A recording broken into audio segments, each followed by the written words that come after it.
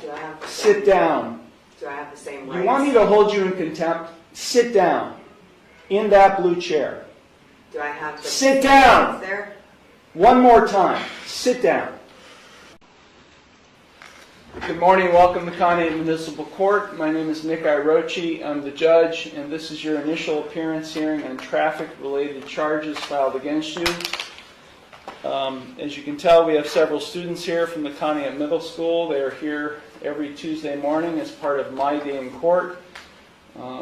It's in its 36th year of operation. It's the longest-running court student program in Ohio, and sponsored by our local Contempt Rotary Club. They're here to observe proceedings only. I'm going to read all of you your rights, and then when I'm done reading you your rights, I will call your case up individually. When I call your case up, you can take a seat in this first blue chair. If you have any questions regarding the rights I'm about to read to you, you can ask them at the time I call your case up, and then we'll address the charge or charges filed against you. So please pay attention to the rights I'm about to read to you. You do have a right to a copy of the complaint filed against you. In traffic court, that complaint is the officer's citation. If you did not receive a copy of that, let me know, and I'll make sure you get a copy of that at the time I call your case.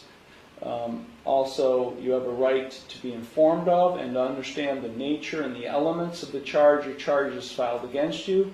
You also have a right to know the potential penalties that could be imposed, and I will explain those potential penalties to you when I call your case up. If you are convicted of a traffic-related offense, a record of conviction will be sent to the Ohio Bureau of Motor Vehicles and will become part of your driving record. Points may be assessed against your license for any moving violation. You have a right to remain silent and not to say anything during this hearing that might incriminate yourself. Any statement you make could be used against you. You also have a right to a trial to the court.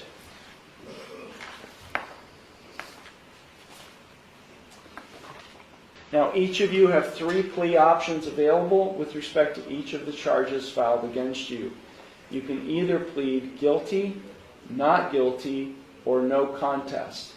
If you plead guilty, that is a complete admission by you to the offense charged. If you plead guilty, the court will find you guilty, and then I will impose sentence. The second option is you can plead not guilty. If you plead not guilty, that is a denial by you to the offense charged.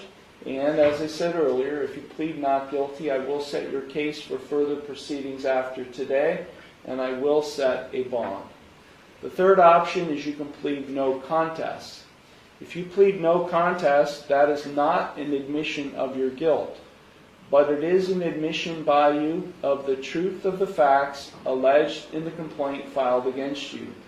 If you enter a plea of no contest, this court will find you guilty, and I will impose sentence without any evidence being presented against you. However, the plea of no contest cannot be used against you in any later civil or criminal proceedings. The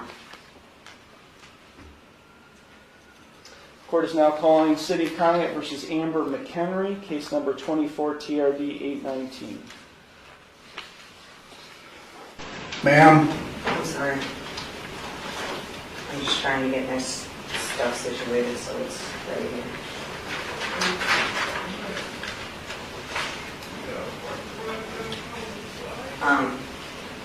Take a seat I have a question. in this blue chair. Do I have the Sit down. Do I have the same You rights? want me to hold you in contempt? Sit down. In that blue chair. Do I have the Sit down. rights there? One more time. Sit down.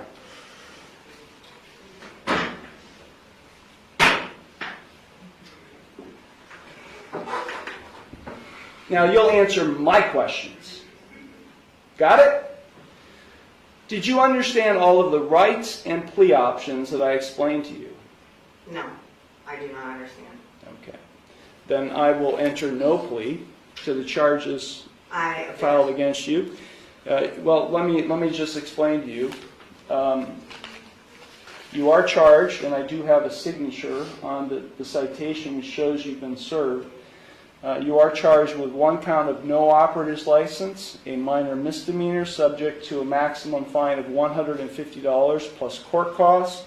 You also are charged with 1 count of expired plates, also a minor misdemeanor subject to a maximum fine of $150 in court costs. I will enter no plea to these charges against you. You already have a pending. You already have a pending. I object. What do you object, Ms. Ma'am? Because I did not enter that plea. Okay, so you tell me how you would like to plead: guilty, not guilty, or no contest. I'm not. First, I have to correct the standing, which is I am not the ens legis non degerir. I am the authorized agent to the decedent estate. I am coming in here as the settler, and I want to settle this case. I have sent in a paper that is my declaration and affidavit of what I want to do, which is to settle the case. I am willing to surrender the person to the court for mutual consideration. I do not want to continue doing this. I don't have anything to do with this. That paper that I signed, which is the summons, is signed v coatis, which is void contract, and I reserved all of my rights on there. So, is the court willing to give me mutual consideration today or not? I will enter no plea on your behalf to these charges. I've given you 3 plea options to plead. No, I do not recognize anyone in this court. Okay, well, I don't recognize you or the bailiff or anybody else in this court. I do not understand. I will set this case for a bench trial, and we'll get this set. I have the right to a trial by jury. Okay, no you don't, not in this case. Yes. Now these are not jailable offenses, ma'am. You don't have a right to a trial by jury in this case. You already have a jury trial scheduled in another case, but then because you're facing jail time in that case. But in this case, you're not facing jail time, only a fine and court costs. Anything that is above $25 in a court of law has the right to a jury by trial, which is involuntary. Involuntary can't be violated, basically, is what it means. So I have the right to a jury by trial. No, you don't. Of my peers. No, you don't. Yeah. We're going to set it for trial, and you're going to go to the clerk's window, and they're going to give you a trial date. Okay? So then I'm just going to surrender the person to the court because I'm not coming back. I don't know what that means. You do know what that means. I don't know what that means. I am not the ens legis non degerir. I told you I that. don't know what that means either, ma'am. I've been practicing law for 36 years, and what you've just said to me has no meaning to me whatsoever. So, great. Yeah. So ma'am, if you don't leave the courtroom, and if you don't go to the clerk's window to get a trial date, I'll have you arrested and hold you in contempt of court. With what contract? There is no contract. You're looking at the contract. You're looking at the one who's going to be able to, has the authority to be able to put you in jail, and I'll hold you in contempt. So let me say it one last time, because we have other cases to handle today. If you don't leave the courtroom and go to the clerk's window and get a trial date, which is what I'm scheduling in this case, I will hold you in contempt of court and I'll have you arrested. So, contempt of court for what? What contempt?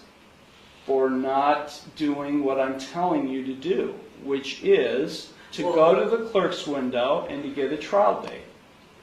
You're the trustee and I'm the beneficiary. No, there is no trust relationship here. No, there isn't. I've drafted many trusts, and there is no trust relationship between the judge and you, the defendant. Yeah, because you are not the beneficiary, and nor am I the trustee. Yes. Yeah, that's just not how it works, man.